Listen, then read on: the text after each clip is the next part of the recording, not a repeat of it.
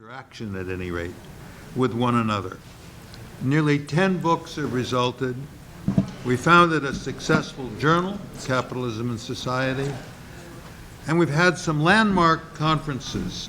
I will remember the one on What Ails Europe, held in 2006 in Venice and published by MIT.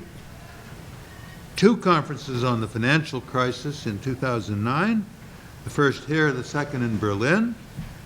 The conference organized by Roman Friedman on the autonomous role played by expectations here in 2010, published by Princeton.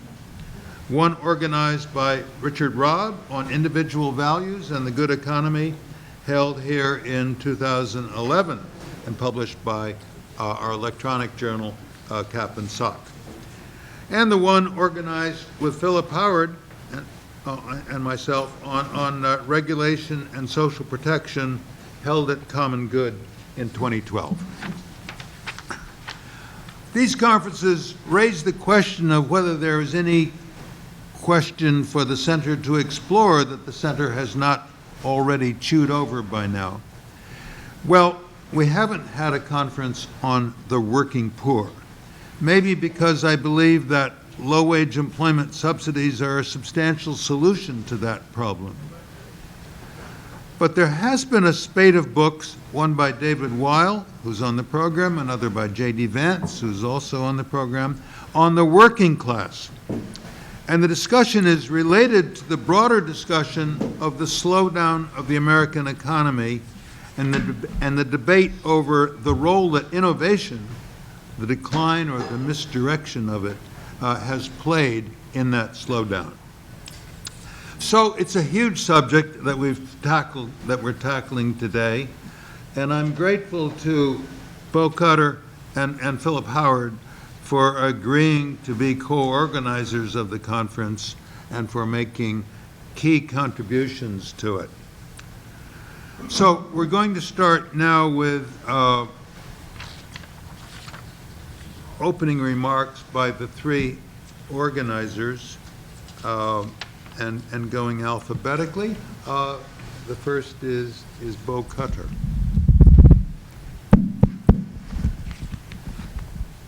I'm going to be pretty short.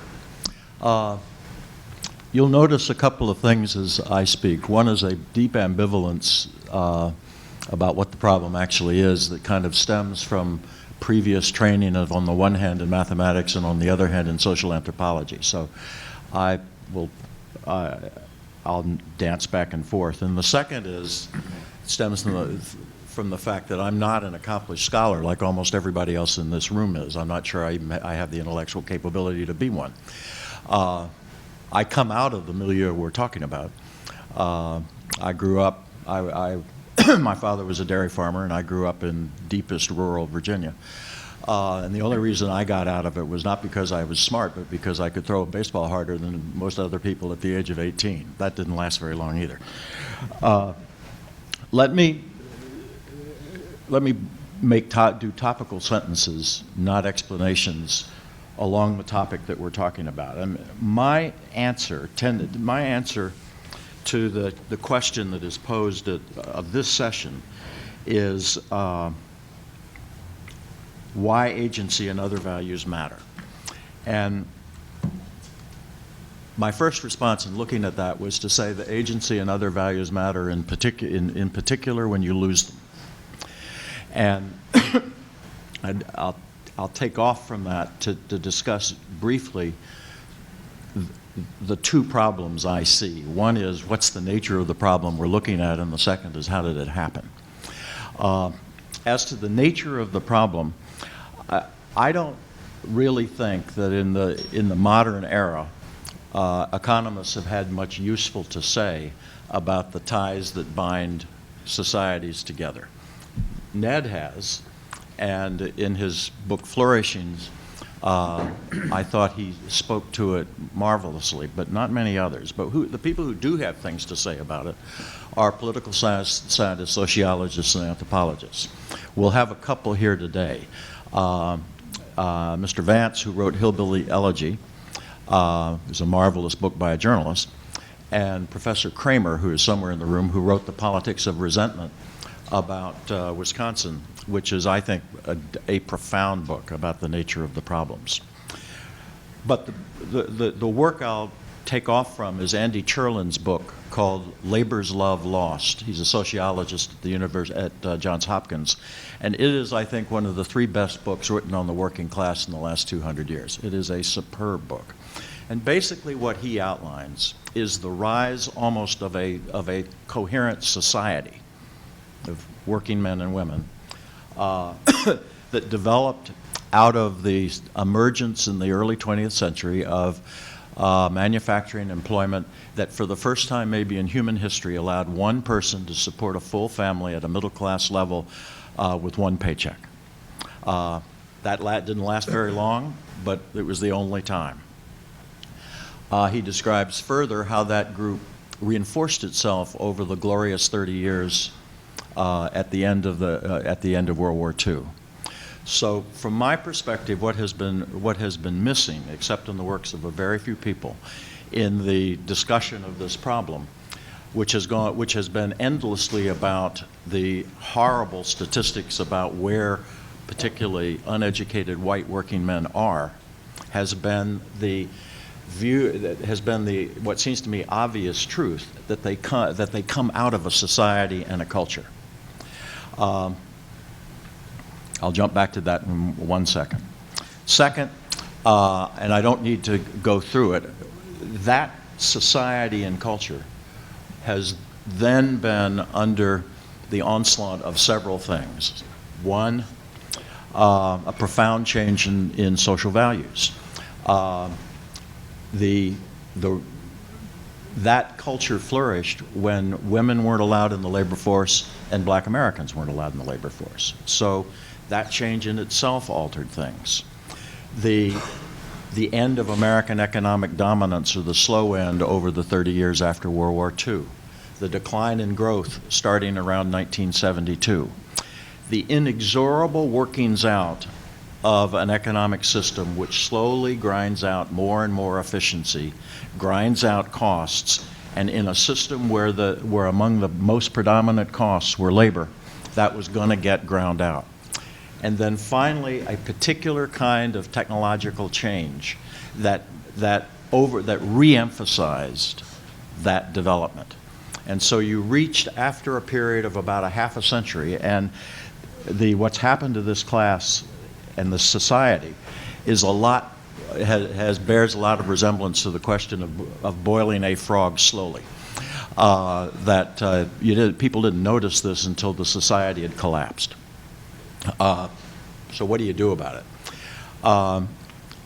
If you read the anthropological literature about what happens to cultures under crisis, there's not a lot of good news around the world.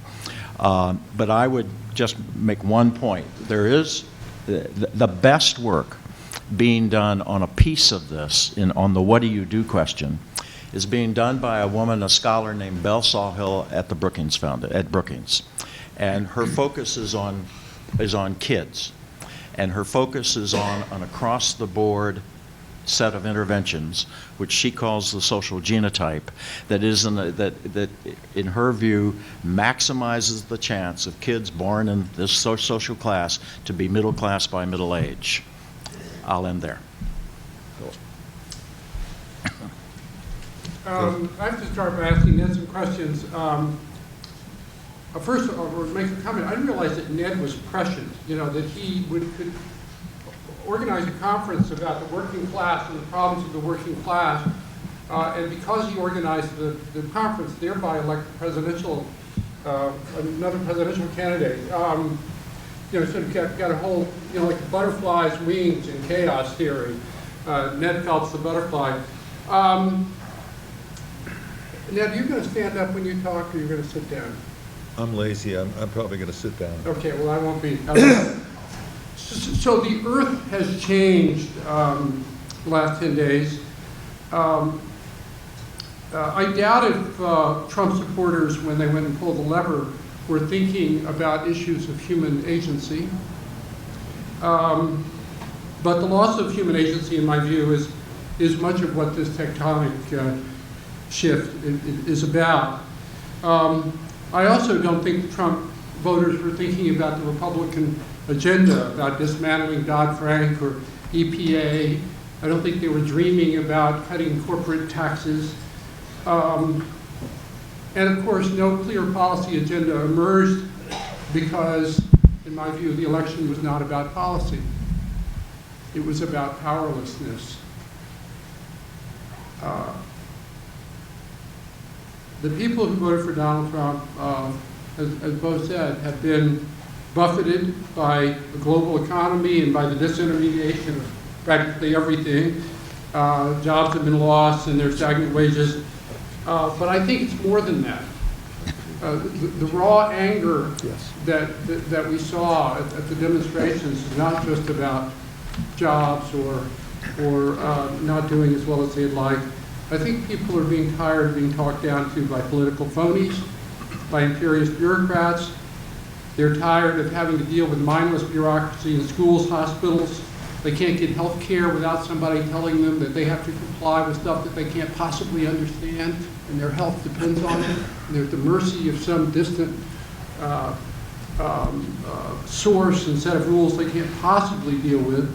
They're tired of political correctness and diversity seminars that try to retrain them to being more sensitive to other people. And they're tired when they go and try to get a problem solved of people saying, sorry, the rule made me do it. Of not being able to find anyone who can actually solve their problem. So the anger that propelled Trump, despite disqualifying himself, how many times? 1,000 times over by his personal conduct. Despite his conduct, the anger that propelled him into the office is not about new policies. It's a top-down government is itself the problem. New policies are not going to solve this. So I think we're at a historic moment. It both has historic risk associated with it and, I think, historic opportunity, at least a sliver of it, to reimagine government. And in doing that, I argue in an essay that was handed out up front in the American Interest this week, I think the concept of human agency is critical. There are two first principles that we forgot in organizing modern government. The first is that human choice is critical for all accomplishment. Nothing in the history of civilization, nothing in the history of mankind was ever accomplished because someone followed a rule. Rules are there to prevent bad things from happening and make sure people don't misbehave and such. Accomplishment is always personal for the reasons described by many smart people, Michael Polanyi and others. Peter Drucker, famous management theorist, said the number one goal in organizing any group of humans is to give full scope to individual strength and responsibility.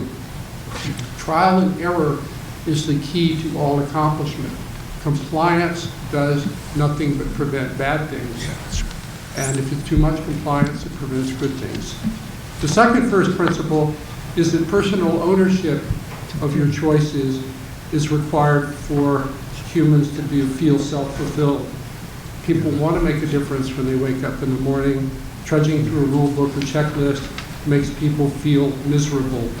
Tocqueville, it's especially dangerous to enslave men in the minor details of life.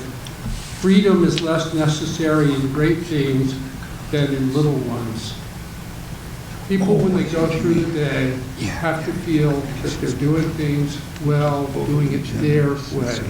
And if you make them comply, you will make them miserable. They will sink into anomie, which Robert Bellow found 30 years ago, and now that anomie has hardened into anger. Government today is organized 180 degrees against the principle I just said. It's organized on the theory that bureaucrats should imagine everything that can go wrong, anything possible, and then write a rule about it. And once they finish the rule, because life is too complex for rules, as the Soviets should have learned, then they write another rule to to articulate the thing that they didn't think of the first time. 50 years later, after we've been on this tear, government is basically a jungle of kudzu, legal kudzu. No one can hack through it. It can't be solved simply by cutting it back. Second problem with the current system is that we took freedom for granted. We thought that if you put rules in, that's just fine, it makes things work better. We didn't understand there's actually a limited universe of human capacity.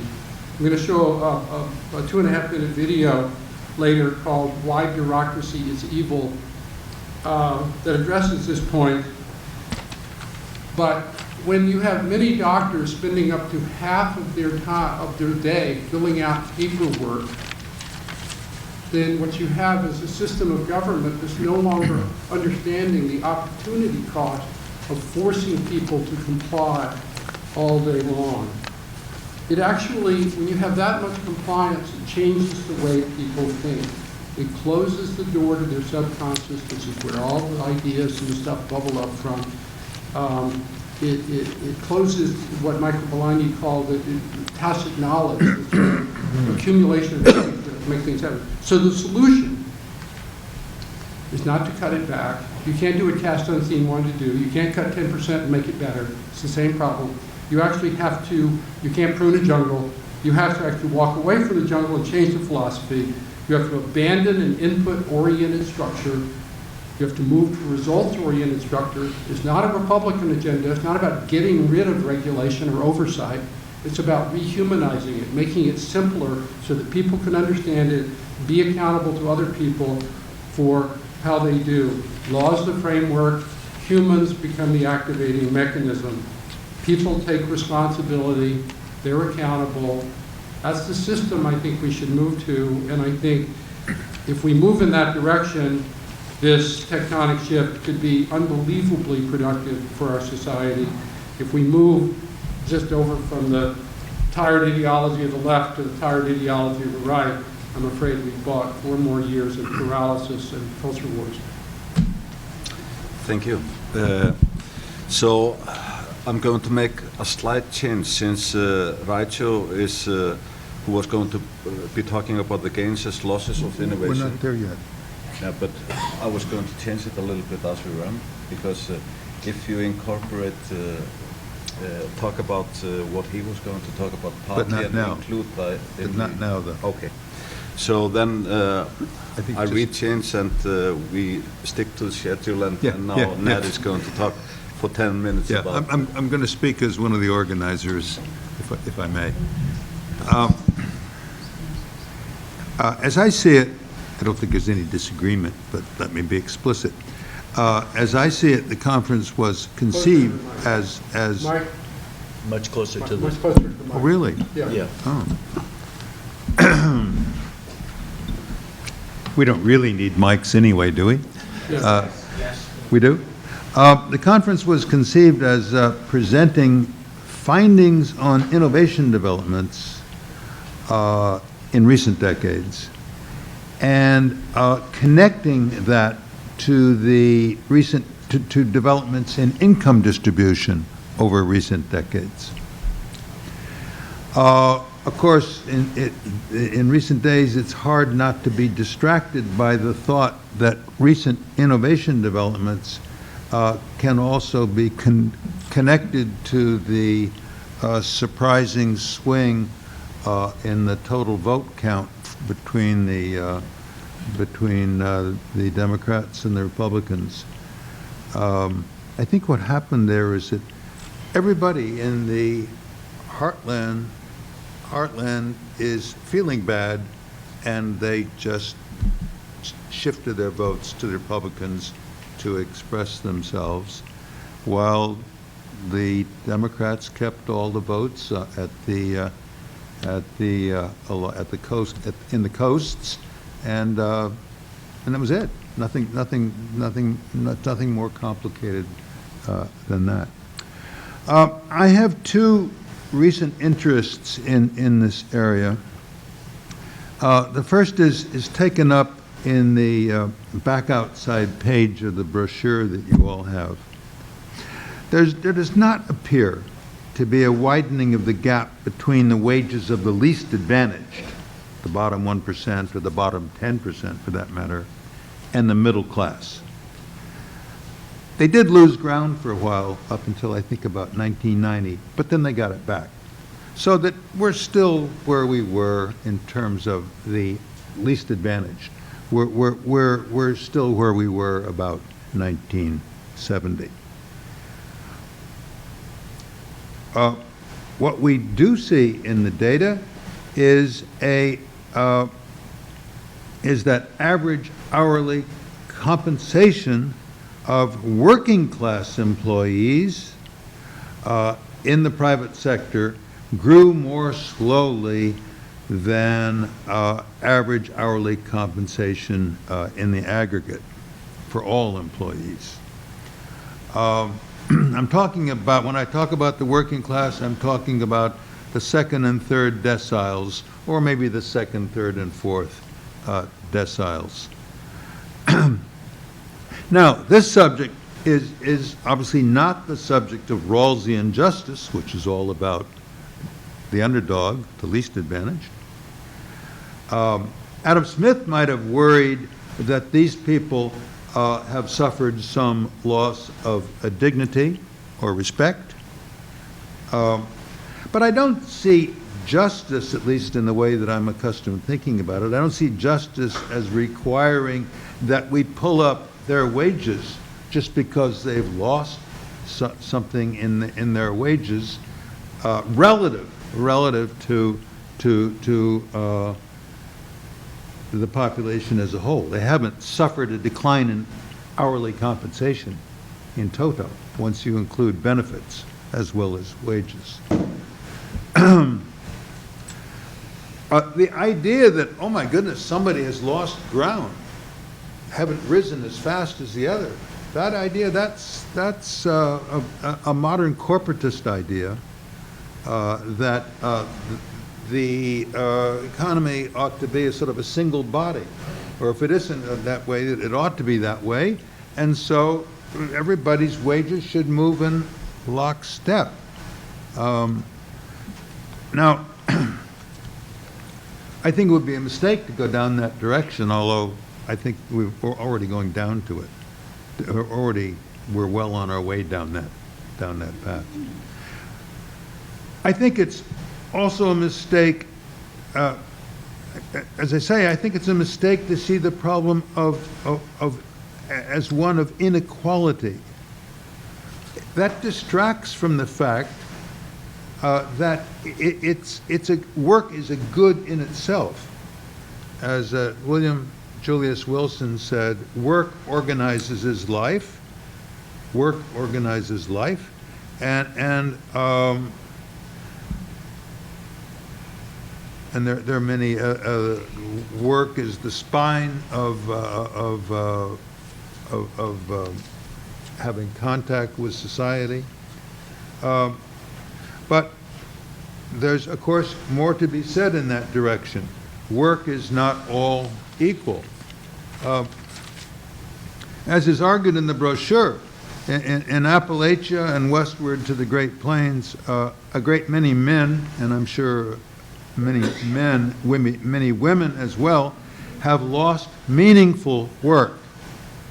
It's been observed that many of them made up the loss of income by taking 2 or 3 jobs. Michael Moore observes that in his recent book. But that kind of job that they have now offers no agency, while the mid-tier jobs in manufacturing that they once held did offer a degree of agency. Now, why is that important? Well, I think that people want to imagine, create, try out new things in the hope of succeeding, of making something work, of pulling off something. And people there are also a variety of rewards from that kind of success. People may win better terms for what they're doing. greater recognition, and so forth and so on. So in my view, it's a mistake to say that workers care only about the money. Their way of life is at stake. So throwing money at workers who prize succeeding and would delight in developing their abilities and gaining more and more experience is no solution to their problem. So these aspects of the problem make the solution to the problem very thorny.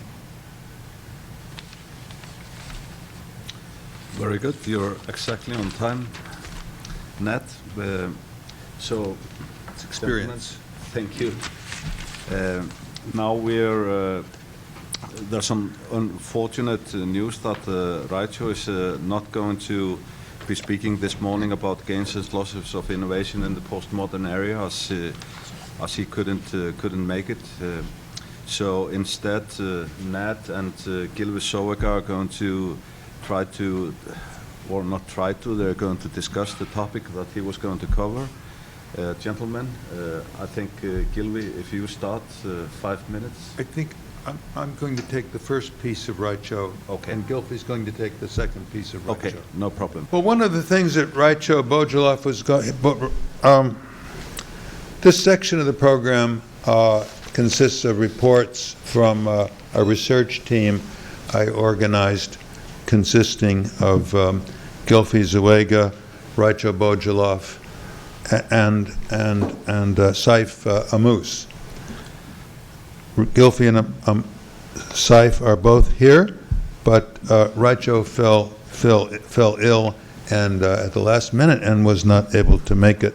So Gylfi and I are going to try to fill in for him over what would have been Raicho's 10 minutes.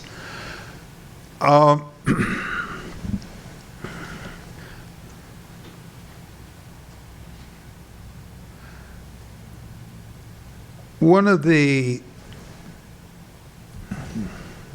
are two really important advances, I think, that this research team has made, and Raicho played a huge role here.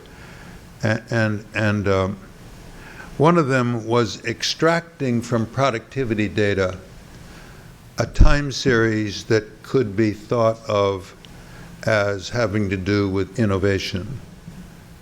And now a country might innovate in more than one ways. There might be Schumpeterian discoveries that rain down on the economy like manna from heaven. And all it needs is an energetic entrepreneur somewhere who has the time in his calendar to make the obvious application. If you want to, you can save yourself reading thousands of pages of Schumpeter if you just understand that point. Okay. Another kind of innovation would be copying from other countries who, by dint of their imagination and bravery in the face of uncertainty, have managed to innovate something in their country, in the economy of their country, and now we can steal it from them. So that's another way we might be innovating. And then the third way is maybe we could do our own innovating.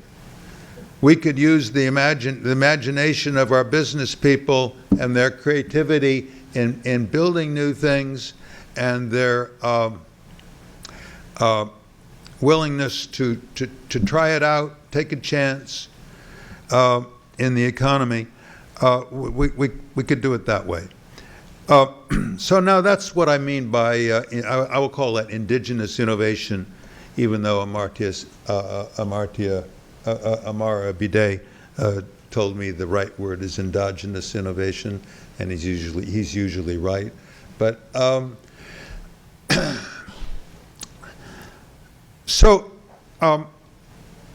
we're in the habit, though, of thinking about this in a very aggregative sort of way. so that there is a single production function that produces all the outputs of the economy. And indigenous innovation creates factor augmenting progress of some sort in the production function, in this aggregate production function. And we almost forget that as economists we should be thinking about prices every day. And once we start thinking about prices, though, then things get a little bit complicated, and we know why we're here. I think what happened, here's my story about innovation in America. Everything was absolutely fine until about 1970. Innovation was in the consumption goods producing sector. It drove down the prices of goods so that workers and owners of wealth alike could have more for them, buy more for their money. Everybody benefited. In fact, it was the corporatist paradise. Everybody rose in lockstep. Income distribution hardly did change very much. Share between capital and labor didn't change much. But then things began to change in 1970. What happened? I think, and Henry Kressel knows more about this than I do. I'm a good guesser. He actually knows something about it. What happened was that the established, entrenched corporations in the consumer goods sector managed to find ways to keep innovation, to keep outsiders from penetrating, from entering into their industries. On the wheels of new ideas that they might have, innovations, things that they would hope to make innovations out of. So the corporations began to feel protected, part of social protection. They began to feel protected from the possibilities of inroads of entrance with new ideas. So they weren't invaded by entrants with new innovations. So innovation went down. Annual innovation dropped. Moreover, the established firms don't have to do defensive innovation, didn't have to do defensive innovation anymore because they had figured out, they'd found ways to block outsiders from entering with their innovations. It was a double whammy. So there's just one thing. There are still a lot of people out there who would like to innovate. What are they going to do? What's the only course available to them? Start new industries. Enter Silicon Valley. So Silicon Valley saved us from a desert of no innovation whatsoever. But that innovation, I think, was in a small number of industries, is not as much as the innovation we lost. So that the rate of innovation, I think, in some aggregates, and the effort, as measured by effort, the amount of innovating activity was somewhat lower than it had been before. Okay, but still we're not in bad shape. We're still innovating more than anybody else in the world. Okay, then what happened? Well, there's a funny little thing about those prices. As you keep on innovating and keep on creating more of these capital goods and improving them and figuring out how to produce them cheaper and cheaper, you drive down the prices of these goods.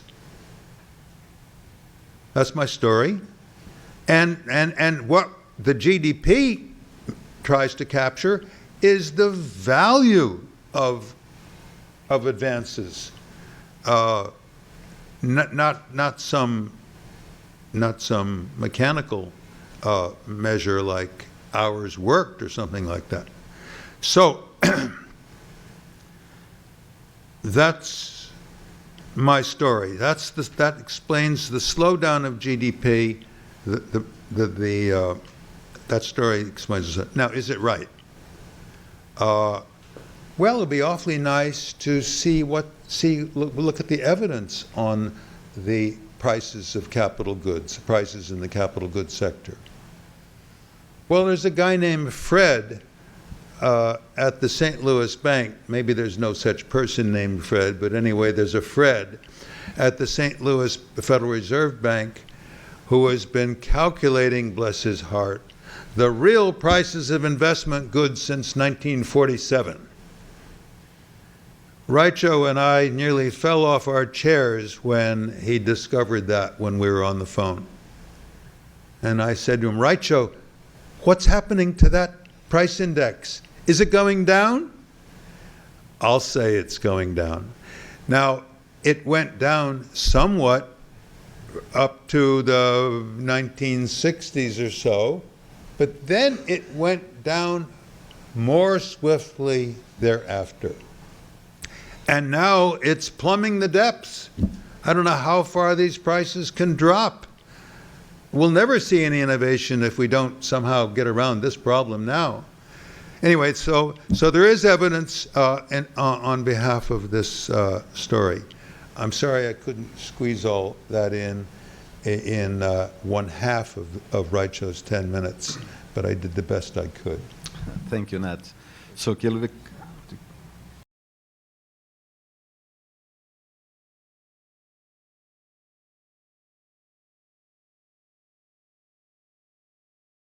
if you summarize what is going on here is that, so we're trying to explain why wages have been stagnant and employment in the US has fallen, so labor force participation has fallen. There's also an increase in part-time jobs, so the unemployment numbers only tell part of the story. And in Europe, we have unemployment. So in the European Union, there are about 5 million young unemployed people. So like generations are being wasted. And we see in Europe, we see similar developments in politics as we have here. In Germany, the districts that vote for the right-wing extremist parties are the districts that are facing imports from China and Eastern Europe. So the same type of working class people who fear for their futures are voting for right-wing populist parties. And we see the same things happening in the UK with Brexit and France. So this is like a Western phenomenon. It's not just a US development. So Ned's approach to explaining this is focused on the supply side of the economy. So we forget about the demand side, about secular stagnation and surplus savings and so forth, the way Keynesians tend to address some of these issues, and instead come up with two rival explanations. So the one explanation would be trade. So the work of David Autor, finding the location of the industries that are suffering from import competition, and seeing the effect of this competition on employment and wages. And one must admit that the map of the United States, when you plot these areas, resembles the red and blue states that show up in the elections.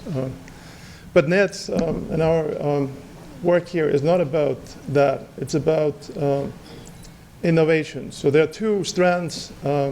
One is that while Silicon Valley comes up with all these great innovations, the rate at which other industries adopt these innovations differs between countries and between regions.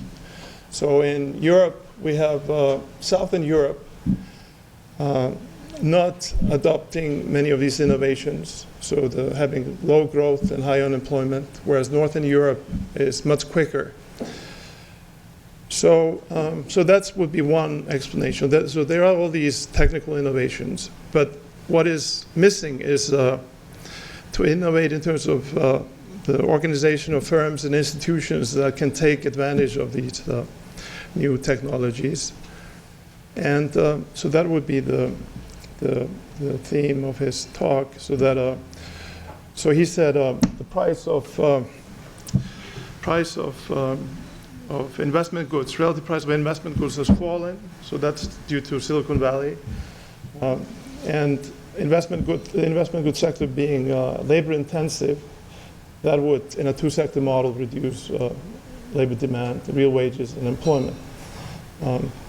So if I summarize what Ned just said, it would be to say that the fall in the price of investment goods, and the investment goods being labor intensive, has reduced labor demand, real wages, and employment in the US, and can help explain the fall in participation. All right, so now I have these slides from Raicho. So one must say something about this technology. So I was flying over here at 30,000 feet, and I got an email saying Raicho can't make it, and he emailed me his slides at 30,000 feet, and I managed to read them while we were landing here. So I can briefly go over them. So these are the sort of the facts to be explained. That the returns to investment and average hourly compensation growth has slowed since the early 2000s. The labor force participation has declined, and supposedly work is no longer as rewarding as it was. And then, so this chart shows the unemployment plot for the United States, but then the light blue one adds part-time employment. So that while the unemployment rate has now fallen down to around 5%, you can see that employment has not recovered after the latest crisis. And the job growth has been significant, but it has just made up for the job losses in the 2008, 2009 crisis. And here you see labor force participation has fallen since '96, but I'll show you another chart that this development started much earlier. Average hourly earnings, you see the growth rate there has fallen, and only very recently has started to come up again. And the explanations are the ones I just mentioned. So it's the trade with China being the new player, so that since 2000, the rise of China has then affected the demand for labor in the United States. And then Ned's two-sector story about Silicon Valley and the investment goods sector on the one hand and the consumer goods sector on the other hand. So the story here would be there's a lack of innovation in the consumer goods sector to create jobs using all this new technology. And it starts in 1947. So you see the relative price of investment goods in terms of consumer goods has been falling for a very long time. And I'll show you later how the male labor force participation rate looks quite similar. And then the fourth explanation I didn't mention is that there's an overall decline in the rate of innovation due to institutional impediments and a change in beliefs and attitudes, increase in corporatism, and so forth. So on the one hand, we have the trade story. On the other hand, we have a lack of innovation, taking advantage of the new technologies and creating jobs around them. And then this idea that institutions are impeding innovations overall, and that beliefs and attitudes have changed. And then what Raicho did was he had this ingenious way of decomposing productivity growth into indigenous innovation and adaptive innovation using the Nelson-Phelps framework. And he used TFP, so these are macro data, and he used the serial correlation in the TFP series and the spatial correlation to decompose to decompose this into indigenous and imported ones. We can go quickly over this. And here's the total factor productivity since 1870.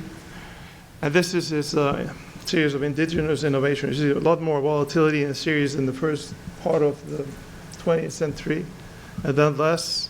But if you smooth it out, you can see the slowdown in the average rate after 1973 or so, and then an increase in the 1990s, and then a slowdown. And here's an index of total productivity by industry. You can see the slowdown there. So the red line is IT, and if you take the IT out, there's also a slowdown over there. So now I have 2 minutes for the. So if I go into the next. So Ned said that he wanted to show labor force participation plotted against the relative price of investment goods. So if you plot these together since 1947, Ned, so look at this chart. Oh, isn't that beautiful? So with the labor force participation against the relative price of investment goods, so there are two downward sloping plots. So in the old classical model of two sectors, the labor-intensive capital goods sector and capital-intensive consumer goods sector, you can work out that if that is so, if the investment goods sector is more labor-intensive, this is what you would expect. If you lift up the lower curve, it almost overlaps. So they're both downward sloping, and you can also see some of these peaks coincide. If you plot them in a scatter plot, you get something like this. So that on the horizontal axis, you have the relative price of investment goods. On the vertical axis, you have the civilian labor force participation rate for men. And this is downward slide of both over time. So now, whether this is spurious or causal remains to be seen, but there's a correlation in the data there. So then, so I have 1 minute for the rest. So then the issue is, if it's the decline of innovation that is causing the decline of innovation in other sectors than the investment goods sector that is causing the problems of the working class, then the question is to what extent these problems stem from cultures or values and attitudes that may differ between countries and over time. And so we studied the OECD countries using the innovation series calculated by Raicho and values variables from the World Value Survey. And then for the regions of Europe, we have the European value study, so we can have values by region in Europe and related to productivity growth and other economic outcomes in Europe. And so what we find, okay, so now I'm out of time. So what we find is that, that there's some values variables that are correlated with economic outcomes. And so basically the big picture is this. In Europe, the regions of Europe, and also at the country level, where children are taught to be independent and tolerant and not obedient. So obedience explains a lot. There are papers by Guido Tabellini finding something similar. In countries and regions, let's take southern Italy, where there's not very much trust between people. Businesses tend to be family-owned. The values that people want to instill in their children differ from those in northern Italy or northern Europe. So the big picture is this, that in regions and countries where the children are taught to be independent right. So there's independence, imagination, and tolerance to appreciate competition and wanting to take the initiative at work. those tend to perform better in terms of innovation and TFP growth than those where children are taught to be obedient. So this shows up in the rate of indigenous and imported innovation, and the employment rate, even the fertility rate. People have more children in the north than in the south. And male labor force participation rates. And when you plot, so they took an index of global entrepreneurship and plotted against the X here is an aggregate variable for these values. So a higher value of X means it's more conducive to innovation. You can see up in the upper right-hand corner you have the United States, and then it's the Scandinavian countries, and the Netherlands, and the UK, and up down in the left-hand corner you have Southern Europe. If you add more countries in, you would have Eastern Europe down there also. So Eastern Europe is in worse shape than Southern Europe and Northern Europe, and the United States and Canada are doing best. So this is mapping values into an index of entrepreneurship. And then I did, for fun here, I did this is a... Gylfi, I think we need to... Okay, yes. Yeah. Yeah, right. But Okay, this fine. is, This is good. Thank you very much, Gylfi. This is very, very interesting. So next we have Saif Ammous, who's going to talk about the understanding the loss of innovation in the postmodern area.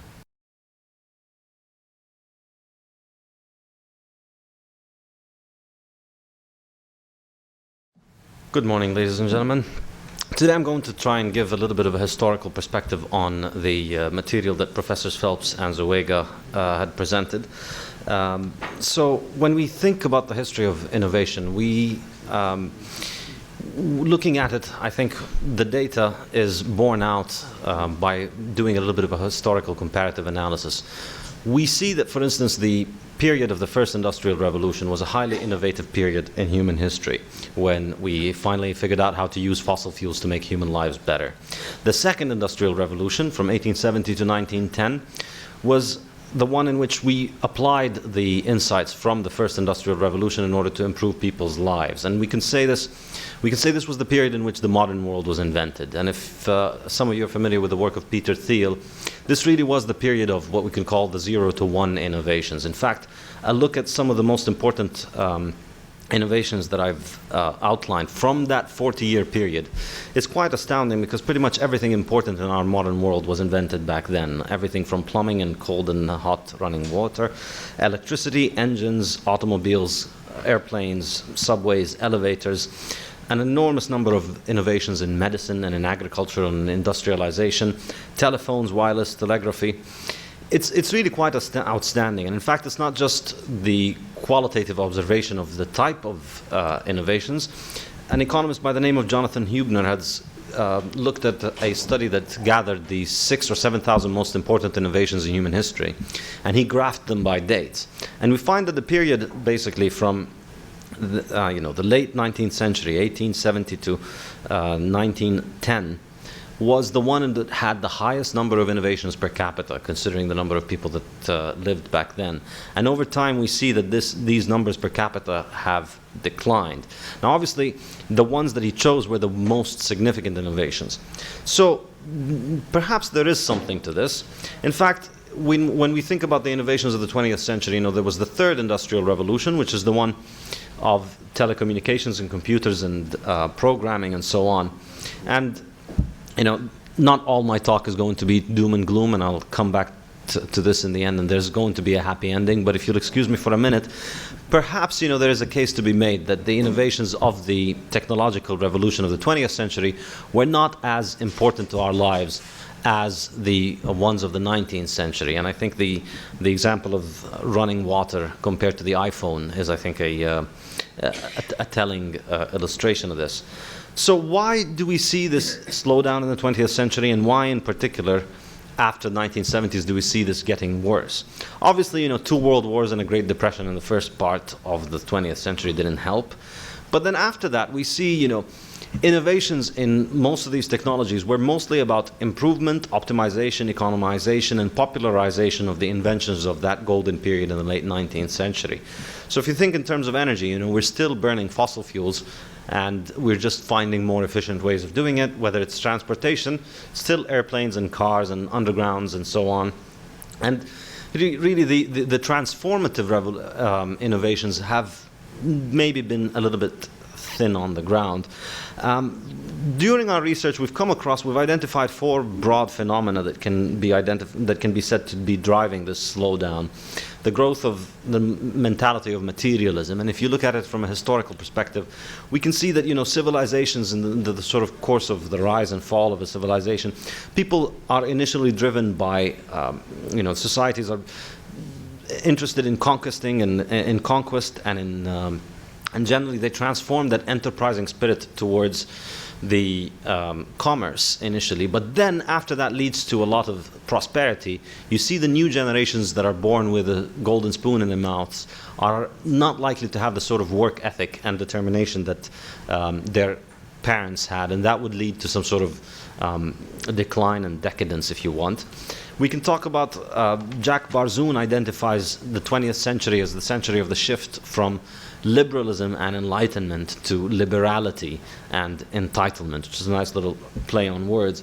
The 19th century was a century of personal freedom driving flourishing, and the idea that government is best that governs the least. The role of government is to get out of the way of individuals, as Professor Howard was discussing a little bit earlier. And we move in the 20th century towards a different conception of what he calls liberality, the idea that people are entitled to things just by mere virtue of being born into a society, that government is there to protect people from the bad consequences of their actions, that governments now have a duty to provide for individuals. And I think this probably has a role to play in this decline that we could identify. The rise of the notion of the government as we, the rise of citizens who talk about their government in the form of we, I think is a 20th century phenomena. And we can see we can see reflections of this in Aldous Huxley's work when he talks about humans who are protected from negative emotions. And you can see this becoming more and more common in our world today.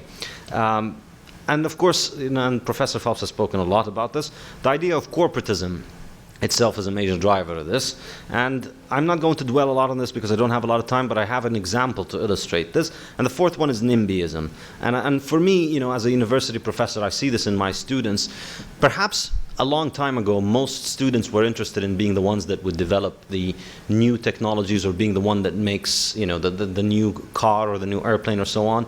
Now, most of my students are fundamentally interested in reducing emissions or reducing human impact or trying to stop humans from making things that are harmful to the environment and so on. So there's a little bit of a change in the mentality of what people are going through.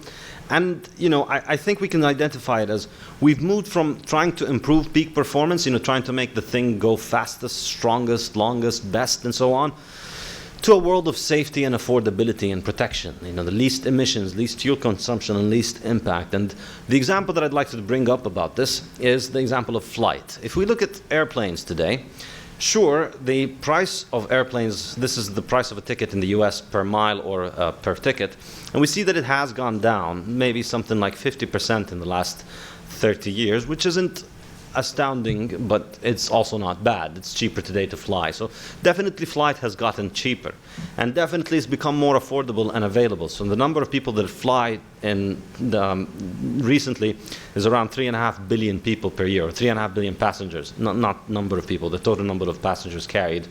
Whereas in 1970 it was less than 500 million passengers. Casualties are declining, so there's no question that flying is becoming safer and safer over time. However, in some of the ways that matter the most, flight has actually regressed since the 1970s. So if we look at the example of speed, we all know that the Concorde is no longer around, but the story is actually even bigger than just the disappearance of the Concorde.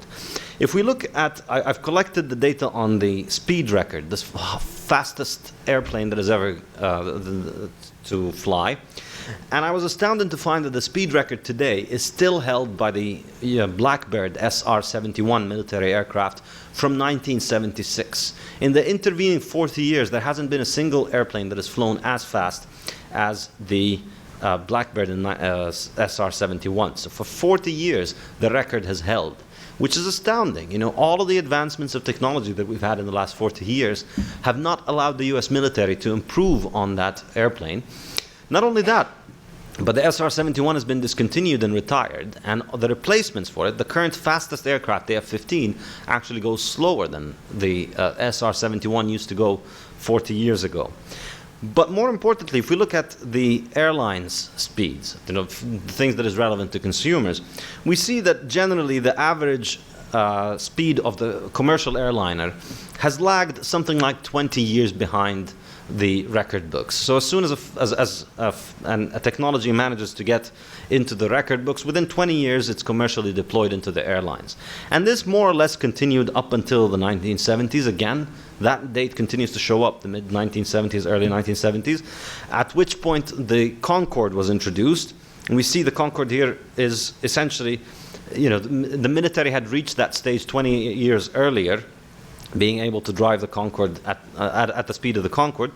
But then after that, the progress stops, and airplanes stop getting faster, and then the Concorde is discontinued, and we see that flight speeds decline. And now, you know, we're flying beneath the sound barrier, beneath the speed of sound, which is actually quite amazing, because airplanes today are flying with essentially the technology that was first invented in the 1940s.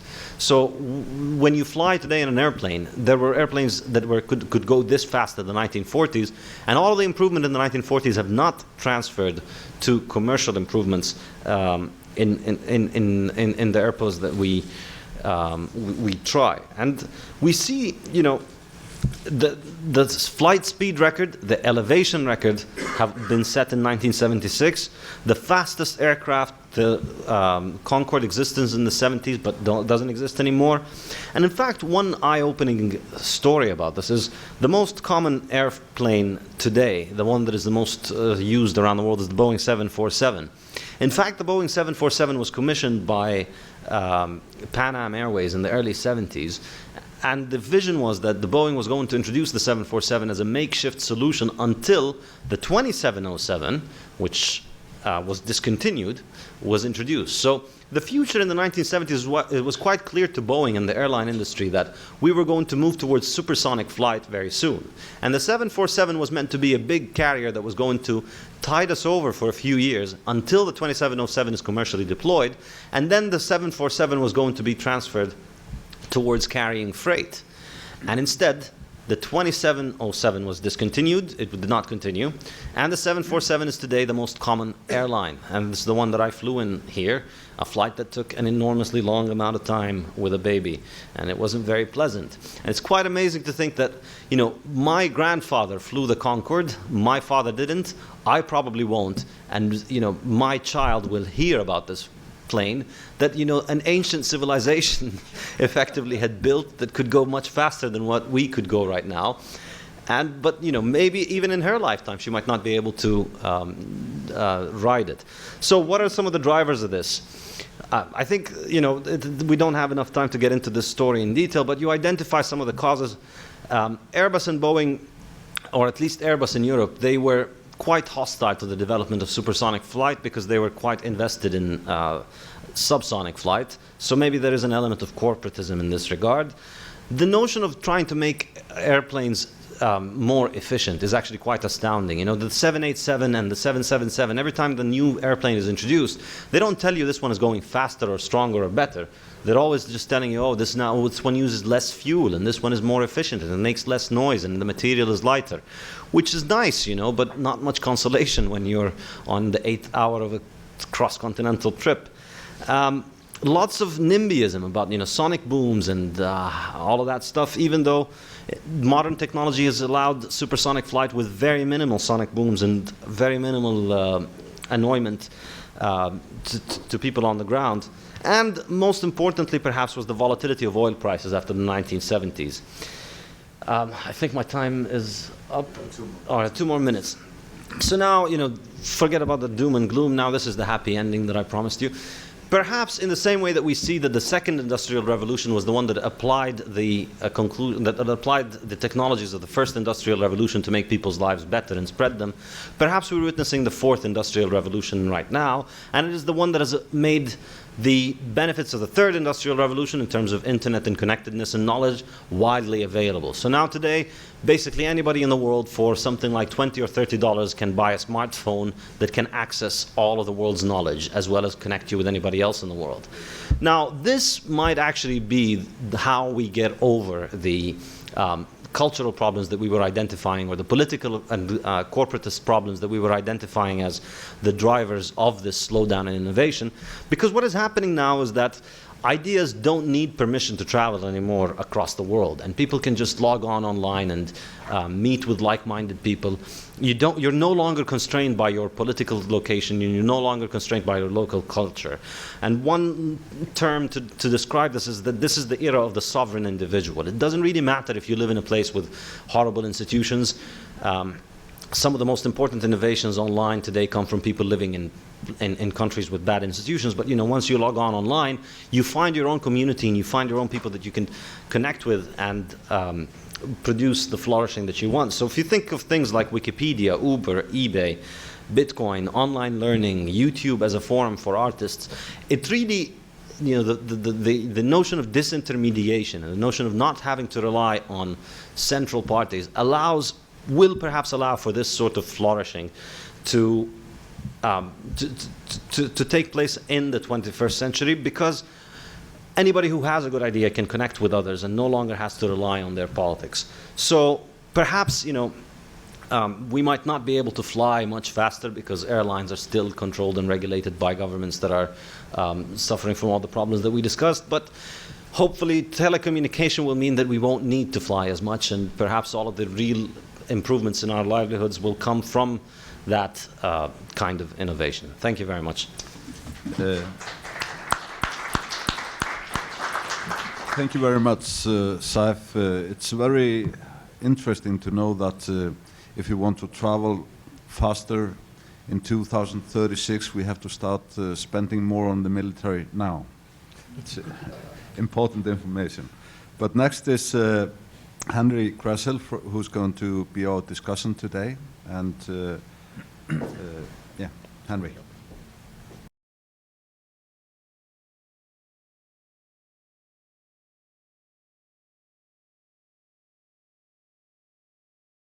And I'm really delighted to be here. And given that the title of this conference would focus on working people, I will focus on innovation and employment, because it's really important. And my introduction to the topic goes way back when I graduated from school. My first project at the RCA Corporation was developing one of the very early silicon transistors, and I hope people in the room know what a transistor is. It is the heart of modern electronics. And my job also, not only to develop it, since we did not have a factory for that, was to design and actually manage a factory for producing in volume a silicon transistor, which I had developed at the age of 26. And in that process, I had the opportunity to work in Mountaintop, Pennsylvania, which is outside of Scranton. And that happens to be the area that was coal mining for many years. The woods had been stripped. The place was an absolute disaster. RCA decided to build a plant to manufacture my transistor in a place called Mountaintop, Pennsylvania. And I had the privilege of being there and actually helping to train this workforce.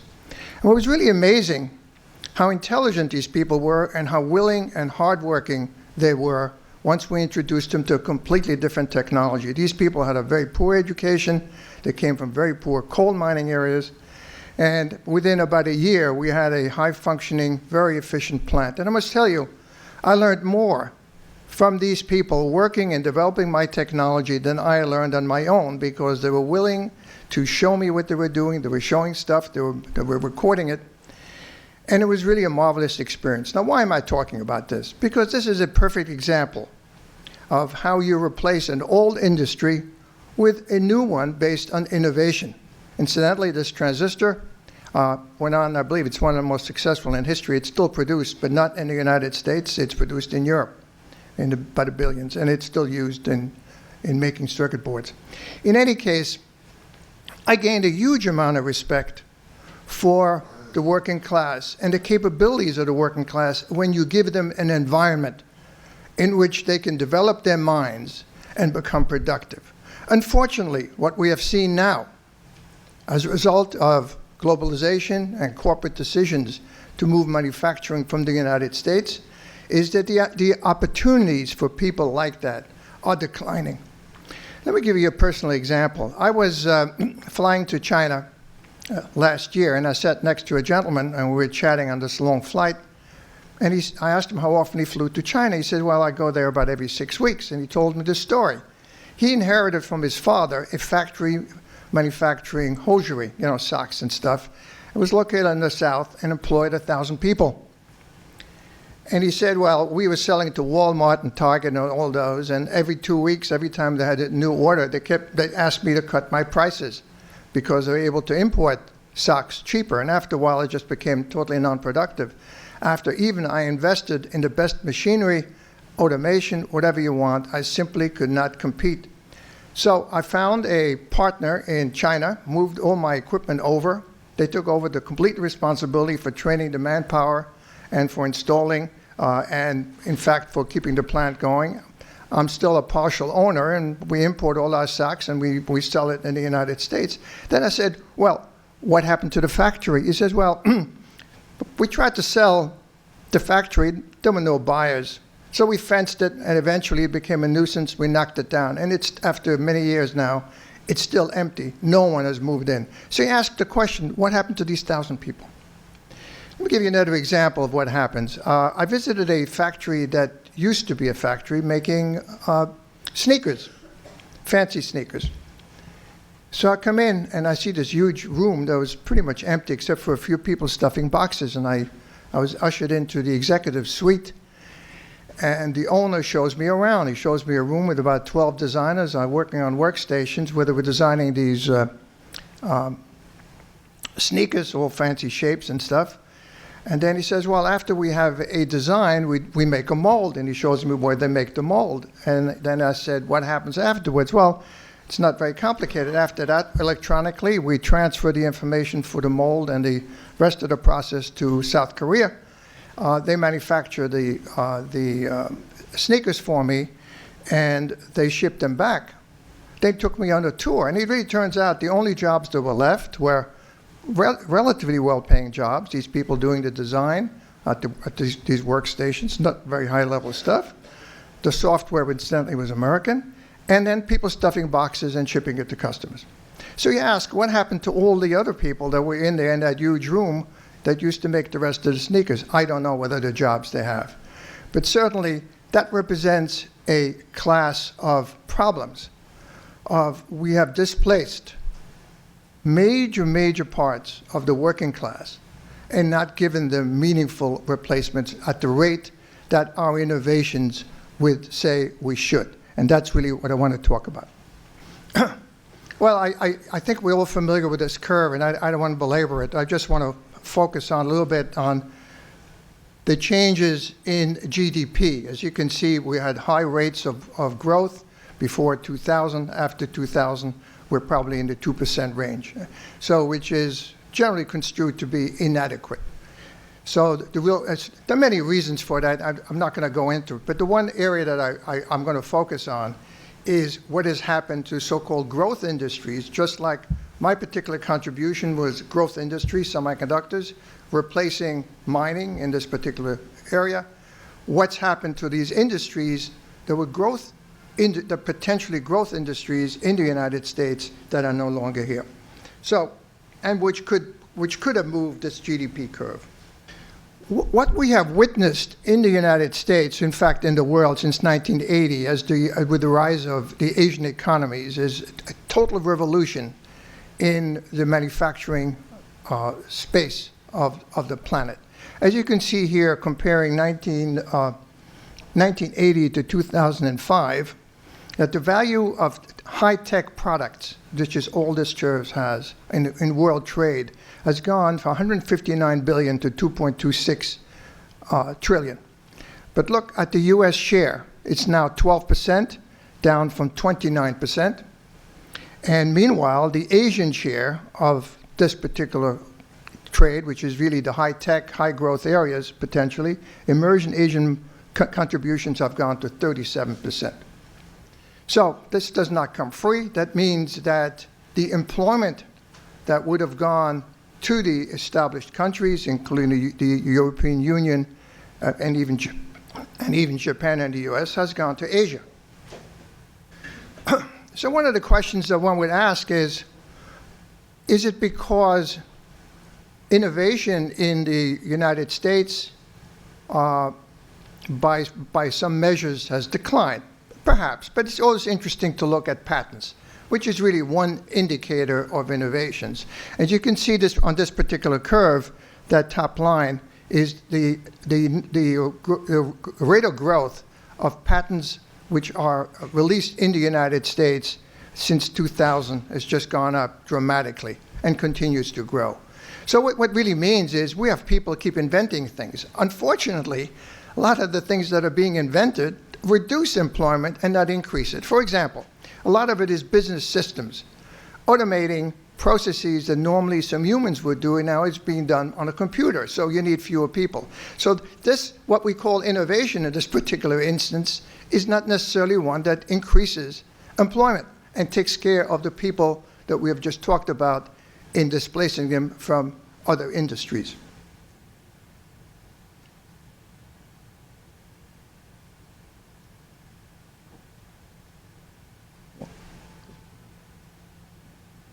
Oh, wait, this one? Oh, okay, fine. The other thing which we have to focus on is, as we look at the international trade in high-tech products, the United States has gone from a country that was exporting, a net exporter of high-tech products, to now a deficit since about 2000. Now, that is a very, very, very important chart, because it says that industries that are considered to be growth industries and the fruits of innovation are not producing the rate of employment and contributions to local GDP than you would have expected. And of course, the reason is that the world at large is benefiting from our innovations, and jobs have gone elsewhere out of proportion to the rate at which they're being produced. Now, you can argue it's a natural process, perhaps it is, but the consequences are that we are not creating adequate, what I would say, adequate employment on the basis of industries that we've innovated. So let me just take you some examples as to why I'm saying that. If you look at an Apple product, not very little of this is actually produced in the United States. It was designed here. It made Apple a very successful company, but if you ask, has the development of this particular product produced a lot of employment in the United States? The answer is no. And if you look at the components which go into modern electronics, let's begin with flat panel displays, which are liquid crystal displays, which were invented at the RCA laboratories when I was there. And a decision was made by the management of RCA at that time not to invest in building factories to make flat panel displays. That was a deliberate corporate decision made by the president and the management team of the senior management of RCA, because the feeling at that time, this was early 70s, that more productive use of capital could be done in going into consumer products. So the RCA management bought Hertz Rent-A-Car, Banquet Foods, a chicken company, they bought a carpet company, all kinds of stuff, which took capital away from investing in technology because it was deemed to be a wiser use of capital in a public company. Now, that is a conclusion that's been reached by many other corporations and really accounts for many of the reasons, as we go through this particular chart, why industries that could have been in the United States are not. So in that particular instance, the technology was licensed to the Sharp Corporation in Japan, and today Samsung in South Korea is the world's leading producer of flat panel displays. The next one is light-emitting diodes. Again, invented in the United States. Very few of those, very little of that is produced here. It's produced primarily in Asia and some parts of Europe. LEDs are the heart of practically every device you have has a light-emitting diode. And today, light-emitting diodes are replacing fluorescent lamps. I'm sure many of you have them in your homes, but those LEDs were all invented in the United States. Technologies at General Electric and at RCA Laboratories. Semiconductor lasers is the heart of optical communications, the basis of welding equipment today, and I can go on a long list. Very few semiconductor lasers are produced in the United States, and in fact, the systems are not even made here anymore. They're made usually, mostly in Asia and some in Germany. Solid-state imagers. You have a little camera in your handset. Those imagers were originally developed at Fairchild Corporation, and the further developments at the RCA Laboratories done in my laboratory. At this point, the major producers of these particular imagers are in Japan, and China and Korea, and Taiwan. Flash memories. Every device that you have has a memory in it. Invented here. The biggest factory is in Japan, Toshiba, and actually the biggest producer today of flash memories is Samsung, and at some point it will be China. Integrated circuits, which is the microchips, about 20% of the world's production is still here. That number is declining as factories, chip factories, are being built in Asia. Samsung is a rising power in that, and Taiwan turns one of the major producers of integrated circuits. And finally, solar panels. That's really one of my favorites. That solar cells, everybody talks about solar images, they're replacing dirty sources of energy. The original solar cell was invented in Bell Labs, I believe, in the 60s. We at RCA put them on satellites. Well, satellites have these solar panels in order to produce the electricity. Very little of that today is produced in the US. It's a $30 billion industry. It's primarily today in mainland China. And I'll show you how that happened. This is a solar panel factory. This is a solar panel installation that produces electricity at one of the government installations. You see these flat panels all wired up. They produce electricity, which is then converted to AC and used when the sun is shining. So this is what happened. Originally, because of investments in R&D in the US and a lot of investment in Germany that decided to go clean energy, the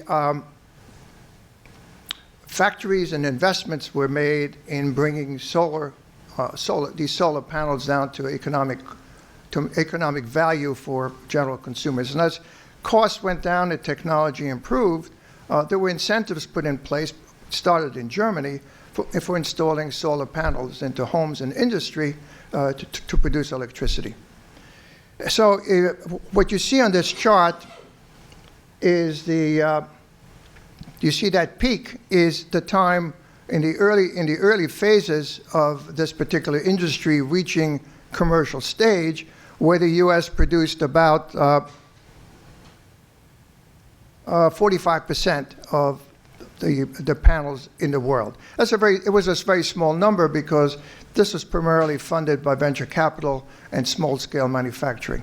A decision was then made in Asia, Taiwan, South Korea, and China, that solar energy was going to be a great growth area, and therefore they should invest in the manufacturing technology.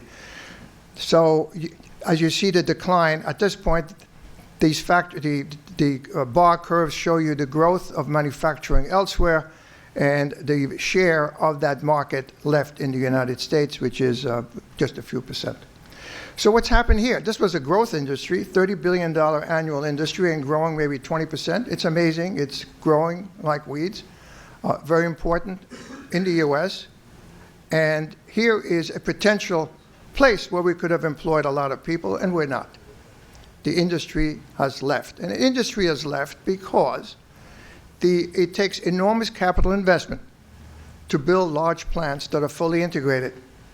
And the capital for that was simply not made available in the US by whatever sources. Venture capital put in small amounts of money. It takes billions to build an industry. The Chinese and the Asians decided to put resources into it, and they built those industries. Are they going to make money now? I'm not sure, but they certainly will in the future, because competition will become limited. So, in conclusion, what I'm simply saying here is that we have people that can invent things. We have people that know how to turn them into commercial products, but it takes a number of elements to take them into manufacturing and into creators of employment. One of them is capital. It has to be patient capital. It has to be capital not looking for an internal rate of return of 50%, because that's not what is possible, but one that is long-term seeking. And this is, to a large extent, something that governments must get involved in. And secondly, we must have trained people. The trouble with industries leaving, and that's a big trouble, is that the infrastructure that goes around them goes with them. For example, if you wanted to bring back solar panels to the US for manufacturing, it's going to be very hard, because the glass, the electronics that go with that, the frames, the assembly technique, the equipment, all that, and the original silicon for that matter, is now all off, not in the US anymore. So if tomorrow morning somebody said, gee, here's $1 billion, go build a solar plant, it's a lot of infrastructure that has to get rebuilt, number one. Number two, and that's also very important, if you don't have industries domestically located, you will not be contributing or enable the commercialization of innovation. You can have academic research in more efficient solar cells, but if you're not going to manufacture them here, where are you going to go with this technology? You're going to take a plane and go elsewhere. Again, you're not creating employment. So what I'm saying is, we need in the United States a policy and a willingness to be more aggressive in taking our innovations and turning them into industries that actually are centered here and produce value domestically. Thank you. Thank you very much, Henry. So next we will get Richard Sennett. He's going to talk about observing discontent and resentment in recent decades. Very relevant topic. Well, may I say to all of you, I'm really sad that I can't be there with you, but the miracle of Skype is the next best thing. What I see is a gentleman holding a cigar, so I'm sorry I can't see you at this point. But I think the subject of what you're doing is really a deep and for me, long-standing concern. Since I only have about 20 minutes to speak to you, I'd like to talk about 5 things with you. And the first, that the roots of what we call the Trump phenomenon go deep into modern capitalism. I think it's an error to look at this as a reaction to globalized forms of capitalist inequality. I think it goes much further back in our culture and is configured in a different way. The newspaper accounts which focus on globalization's winners and losers would suggest. The data I draw for this is a study that Jonathan Kolb and I did in the 1970s, sponsored by the Ford Foundation, of 100 white working class families in Boston. The study was in-depth, consisted of multiple interviews with the adult and sometimes child members of these families, plus a lot of participant observation in schools and churches over a 2-year period. For those of you who have long personal memories, this was the time at which busing of black children into white working class neighborhoods and of white children into black neighborhoods in Boston was an issue. And there were riots in the white working class communities resisting this kind of racial integration, and more generally resisting the notion that people who were of different ethnic or religious or racial backgrounds could live together. And that's what brought us into these communities. What we saw there and heard there was, and I would underline this most strongly, and what I wanted to say to you, was the personalizing of class. That is, that the ways in which people thought about their standing in society was something that was an outcome of their own personal agency and adequacy, rather than of economic conditions over which they had no control and so were distant from. This is not a new insight on our part. Tocqueville, in the second volume of Democracy of America, a volume nobody ever reads, may I say, long ago observed that what happens in a society with an egalitarian ethos is that winning and losing comes a personal injury, a result symbolically taken as a matter of how adequate you are to provide for those around you. About a century after Tocqueville made this observation, the work of many researchers in both France and Italy in the 1920s confirmed a great difference between class perceptions among European and American workers. That the European workers treated the operations of class and conditions of inequality as something that was really detached from themselves personally. It could be very hurtful, of course. It could be very destructive of family life if people were consumed by hyperinflation. But the notion that was that these were objective conditions rather than personal expressions. And it, as I say, formed a contrast to the Tocquevillian idea. When we, in the 1970s, went into Boston, we found that contrast to be still very marked. The result of that is that when people are talking about the language, and I should say also about it, the notion that there is no, in those days, that class as a discourse was not something that people dwelt on.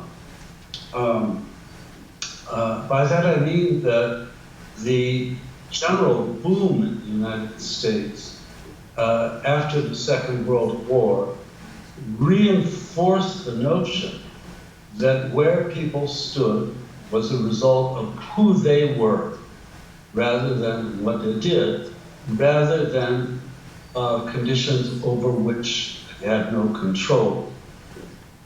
As we know, in reality, this was quite a dubious proposition.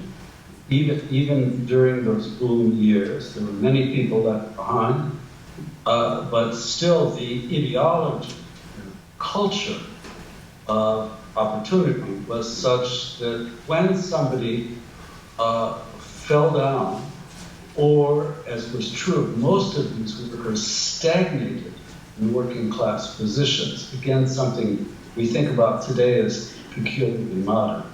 When they stagnated, what they did is tend to blame themselves or to take personal responsibility. Now, one of the results of this was that, like any of us, people who feel undermined in their sense of adequacy needed to erect defenses, fend off that kind of internalized blame. And they did this by projecting onto others unfair barriers that allowed them to express what they wanted to do within themselves. In the 1970s, the ideological, or I would say cultural formation that people had as a defensive mechanism about this was formed by seeing a kind of conspiracy between the elite and the low members, lowest members of society, against the middle. You will recall in those days the phrase was something like the forgotten classes, so on. Again, long before the conditions in which that same language has been spoken today. The idea that there had to be a conspiracy which, between the top and the bottom, against the middle, was a way of, crudely put, of saying it's not my fault. And the complexity of this is people only half believe that defense mechanism. That's a really important point. Like all defenses, this collective defense was something people constructed and also doubted. It didn't make them really feel good. It didn't really sell the injury of class becoming personalized. A reflection that we saw, I hope I'm not going on too long, a reflection we saw of that half-successful defense mechanism was within families a construction of a dialectic between sacrifice and betrayal. The fathers, particularly in these families who had low-status jobs, routine jobs, looked at themselves as sacrificing for their children so that the children could move up. But when the children moved up, and if they moved up, as many of them did in that era, they often asserted their own agency. They wanted to live their own lives, and they resisted parental thing to sort of make up for the stagnation or insults that parents had felt they had experienced. So what you've got as a kind of reflection of this top and bottom against the middle was the young against the old. And the more left-leaning the young were, the more that the parents felt that their variability to see beyond the horizons of the local community, to get connected into large-scale networks through universities in the city, was something that left the parents behind. Sound familiar? It is a lot of the construction about, the Saunders generation in the minds of elderly people today. What I would say about this that's important to understand for economists, as it became, thanks to in part to our study, is that upward mobility is a two-edged sword.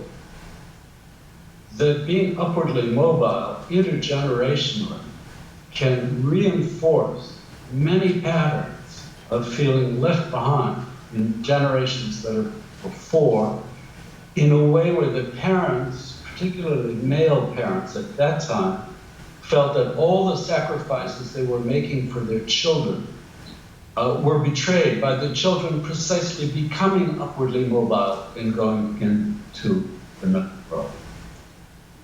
I seem to be running out of time. I want to make two more points to you. The press often lumps together the right-wing shift in the United States with a right-wing shift in Europe. And this is something that is only superficially true. There is not, in European moves to the right, the same notion that what drives anger is one's own failure to become integrated into the work world. It's just absent, or that one is stagnant in the work world. It is, I'm sorry to say, in places like Hungary and Poland, a much more purely racist hatred of foreigners, and particularly Muslim foreigners.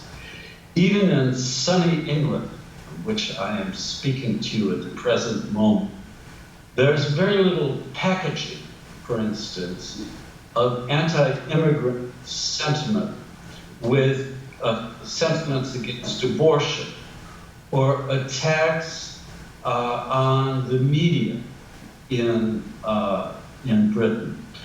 The totalizing of anger is something that I think is very special to the United States, because the experience of class itself is so personalized. That is to say that given that very intensely personal experience of difference, of being inadequate, of not catching up, everything gets swept into the expression of that kind of rage and resentment. I mean, one way to think about this, at least in the United Kingdom, is that this is a much more placidly fascist society than the United States seems to be on the verge of becoming. It's much more complacent about getting rid of foreigners. There's something very cuddly about far right-wing people like Nigel Farage.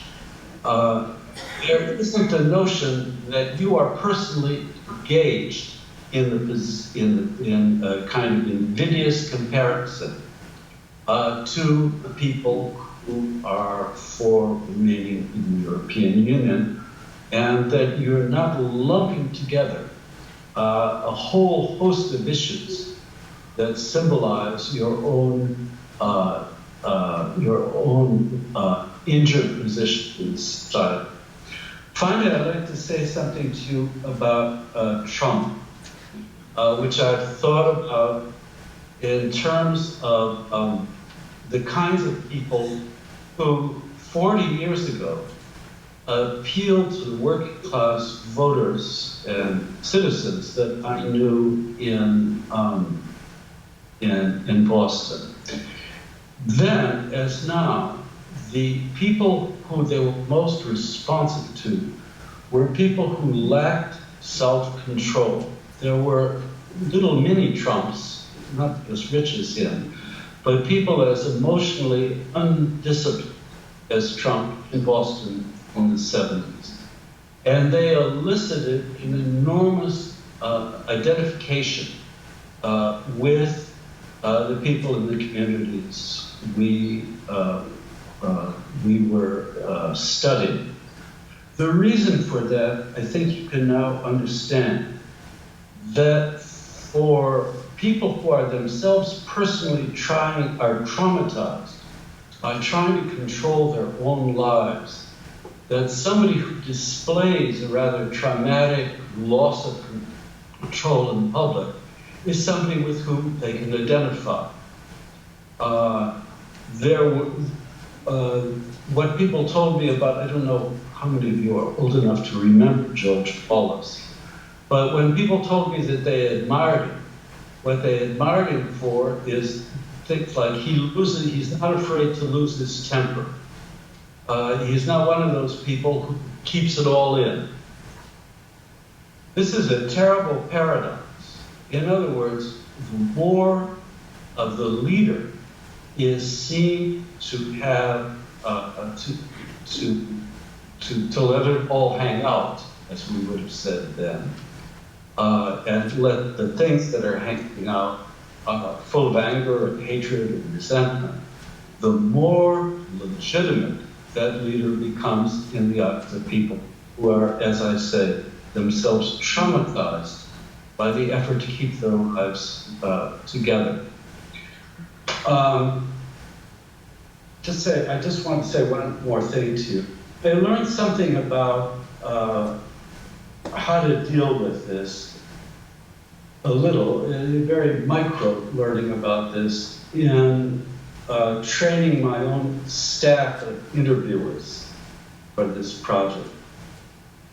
My interviewers, most of whom were Harvard PhD students, had to learn how to get beyond the words that they carried and understand the sentiment which motivated words. They tended either to be very dismissive of these people they were interviewing, or to over-empathize with them, as though they were nannies. As Bill Clinton once put it memorably, "I feel your pain." The first is simply contemptuous, the second is patronizing.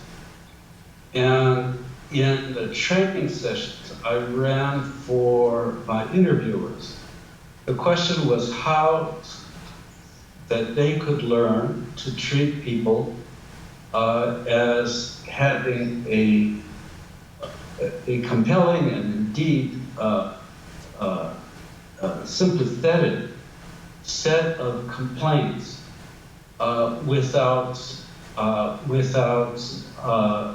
the interviewer themselves responding in class-based terms.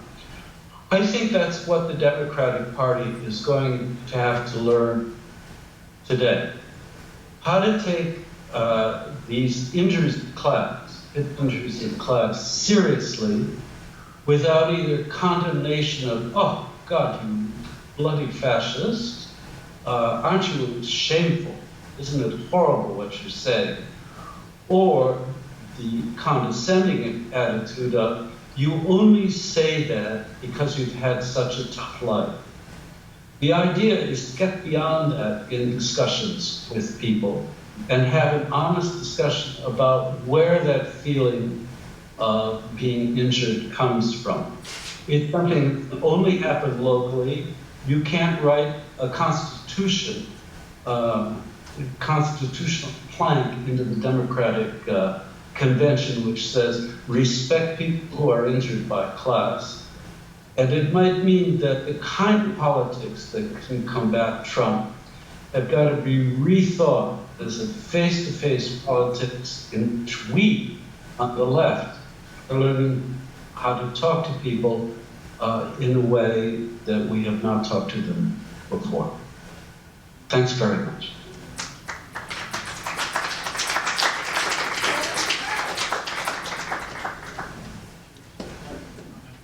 Yeah.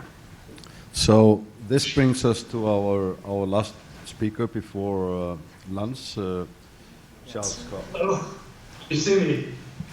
Yes, thank you, Richard. It's very nice to meet you. I'm Charles Kolb, a recovering lawyer who doesn't do the type of work that you do, but nonetheless, I very much appreciate your remarks, and I've been enjoying reading your books. Richard made 5 points. I want to make 4 brief points, and I think we'll have time for Q&A. First of all, I'd like to salute Ned and his colleagues for some weeks ago, before November 8th, picking the theme of discontent and resentment. Who would have known? So my first point. Earlier this morning, Professor Ammous made the positive point at the end that perhaps we're having an innovation experience with this greater interconnectedness. And I think that's true, but at the same time, I would submit to you that while we have never been more interconnected as a people, there is also a growing inability to converse, to talk together, to hear each other, to disagree, to differ, and to find ways to compromise. And if I'm correct in that assumption, you see as evidence resentments piling up all over our society. Discussions about reparations for slavery. And by the way, many of these resentments are backward-looking. They're not forward-looking. So reparations for slavery, opposition to globalization, opposition to Mexicans, opposition to Muslims, opposition to microaggressions, people who put down fly over America, and people who in the center of the country put down both coasts. There is growing alienation. At the same time, there is all of this technological interconnectedness. The second point, Richard, really grows out of one of your books that I've been reading. It's not the one you recommended. It's the one called Together. And I was struck by your experience as a musician, as a conductor, when you talk about the importance of people who play together in a string quartet. It's not just about practicing, rehearsing, and getting the notes right. It's important that each of those players listen to and experience the performance of that work as experienced by each of the other performers. It's a profound and unusual type of communication. And if each of those players came to the string quartet and simply played the music, it wouldn't work. And I would commend to people in the audience to read your book, because I think that little passage, Richard, told me a lot about what I hope will be happening in Washington. That people won't continue to be talking past each other or against each other or looking for ways to put down each other, but will actually think about governing and creating rules the same way that people think about actually performing a string quartet. The third point, it seems to me that, and this goes back to, I think, Richard, something you said at the beginning about some of the problems that Trump reflects that are inherent in modern capitalism. I think capitalism, there's a tension, there's an inherent tension in capitalism between the need to cooperate and the need to compete. So for capitalism to work, you need to have cooperation. And by that I mean you need certain legal norms, you need sanctity of contract, you have transparency, and unfortunately, notwithstanding all of the good work that Philip Howard has done over many years, you still need at least a minimum set of rules and regulations and standards to ensure that the competition is fair. And so I think there is this inherent tension between cooperation and competition in capitalism. And I think that right now we are experiencing a situation where the balance between the laws and regulations and social values is somehow out of whack. And that's where I think Philip's work is so very important to this discussion and to where we should be going forward in the country. My fourth point really gets to the issue of the decline of the American dream, because I think that in part explains some of the frustration, the resentment, the alienation, if you will, that people feel in this country. And the way I look at it, the decline of the American dream can be explained in part by the elites having told people for many years, going back to Benjamin Franklin, if you will, one of the ways to get ahead in this country is to save, okay? But what happens? Now society rewards consumption. We've had 94 months of zero interest rate policy. 25% of the global economy is in negative interest rates, and those are policies that actually discourage saving and reward consumption. We've told people that you need to work hard and play by the rules, and yet their pensions, we know now, are going to be inadequate, and in part because of the zero interest rate, negative interest rate policy that we've had for almost 100 months. We tell people that if you want to get ahead in this society, you have to have more post-secondary education, particularly to become competitive in a global environment, and yet we end up with young people having $1.3 trillion in debt. So if you want to know where the discontent and the resentment come from, I would submit that it's a natural reaction to people waking up and finding that they are at the losing end of a bad deal. So in conclusion, I think at this point it's an open question as to whether the economists, the political scientists, the social scientists, the sociologists, the political leaders, and average Americans can listen to each other and actually help forge a new consensus, whether we can listen to each other, whether we can speak intelligently, and whether we can act expeditiously. So thank you very much. And we have time for questions. I think is that correct? All right, Richard, do you want to comment at all? Well, I think your last point is a very striking one, and it's in a way. Can you hear me? Yes. Yeah, it's in a way where sociology and economics intersect, because those economic problems are exactly the sort of things that can make people feel that they have no agency, and yet they're responsible for them. With student debt, for instance, that's something that is a lifelong obligation on young people. I think it can't even be canceled by bankruptcy, but it's something that becomes absorbed into the life world of a human being. It's part of them, and yet it's something that which they fail to control. And all these objective circumstances you talked about are processed by people in a way which makes them feel not like there's something wrong with the system, but there's something wrong with them.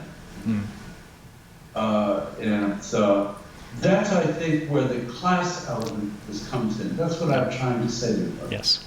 Yes. Let's turn to the audience for questions and or comments. And please identify yourself if you, there's a microphone over there. Okay, sorry. I had a question. It's a great pleasure to hear Richard Sennett. I enjoyed reading your books years ago. Before I came back to Columbia. Could you tell us who you are? My name is Jim Dingman. I work at Pacifica Radio. Thank you. Before I came back to Columbia, I worked in several factories, one of which had just been newly integrated in the early 70s. It had a heterogeneous workforce, white ethnics from Queens, blacks, and Hispanics.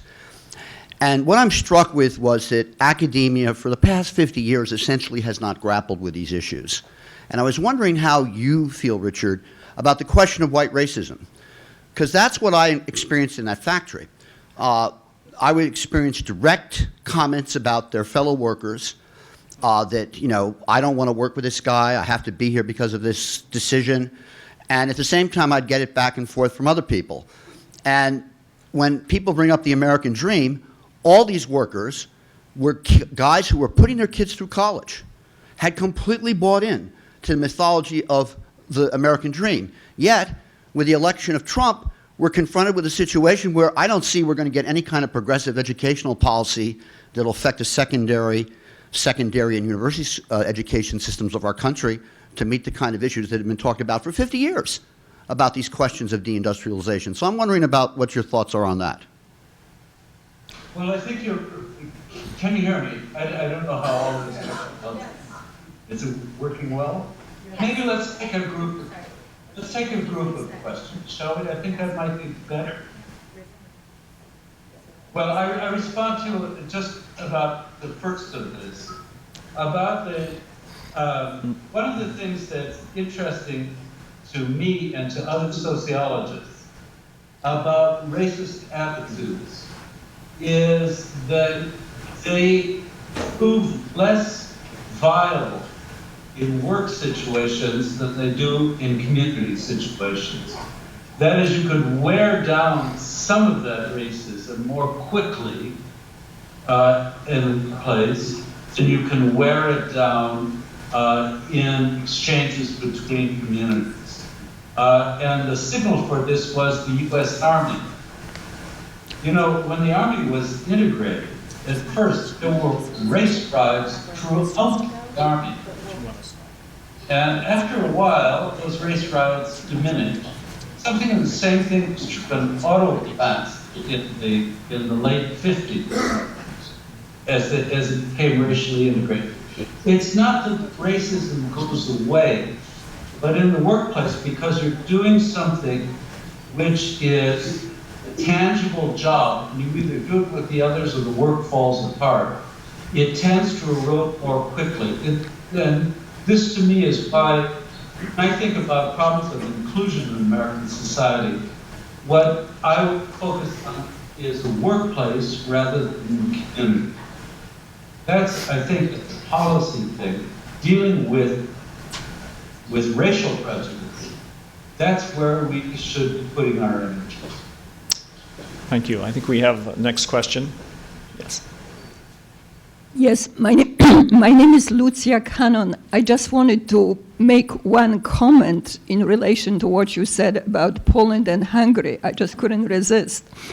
You said that these were, racist societies that hated foreigners, and I could assure you that's completely untrue. These are the two societies that were the most multinational societies in Europe, if not the world, until World War II. So there's no hatred of foreigners at all. There are other issues that people in academia do not want to deal with. For example, Germany made a decision to admit 1 million refugees against the rules of the European Union that were set up by the whole European Union. They did it completely on their own. Once they did it, they tried to impose these refugees on other countries completely without their permission, without asking for their opinion, nothing. East European countries right now are dealing with millions of refugees from the war in Ukraine. Nobody in Western Europe wants to acknowledge it. So there are many other issues that go into it and not these left-wing stereotypes. Okay? Richard, do you want to comment, or shall we go? I couldn't really hear. Sorry. Okay. But I'm sure she was right. Okay. I'm sorry, just one more question. I think we have time for one quick question, and then we will adjourn for lunch. So, sir, you have the last question.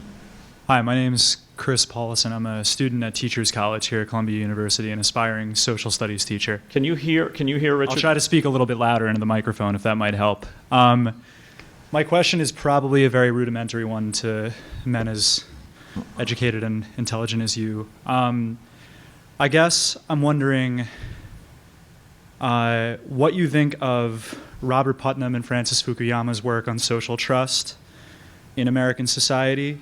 Both of whom did work, I think, mostly in the early 90s on the subject, and whether the phenomena they pointed out are at play today, and whether maybe this issue about being unable to conduct a public discourse has existed for longer, perhaps, than the last few years, and has really been something that perhaps has, been latent or maybe like less recognizable until this point.